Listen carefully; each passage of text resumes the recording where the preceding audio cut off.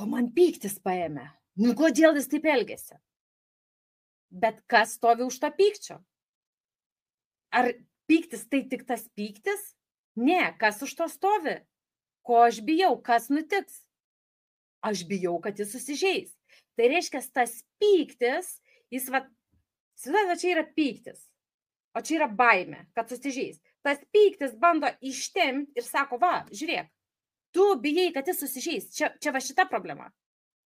Bet jeigu mes tik išsitraukiam pyktį ir mes nežiūrim, kas už to stovi, mes vėl generuojam kitą, vėl pritraukdami tokią situaciją, kad parodytų, va, žiūrėk, matai, tu bijai, kad jis susižeis.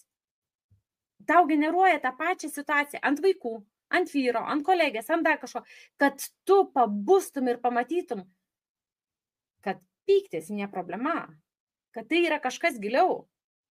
Bet kai mes pradedam tapatintis ir kai mes pradedam tapatintis su skausmu arba su to pačiu pykčiu, todėl kad mes neatpažįstam tos emocijos.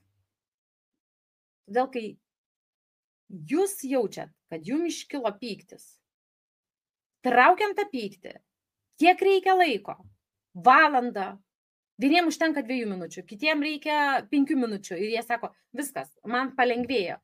Bet su palengvėjimu jūs einat toliau, jūs nepadėkit to, nes labai dažnai jūs padedat ir sakot, ai, man palengvėjo, aš turiu eiti bulvės skusti ir man čia reikia valgyti daryti, aš neturiu kada eiti save. Jūs vėl generuosite tą patį skausmą. Nes tas skausmas, jisai yra, jisai neišsilaiko.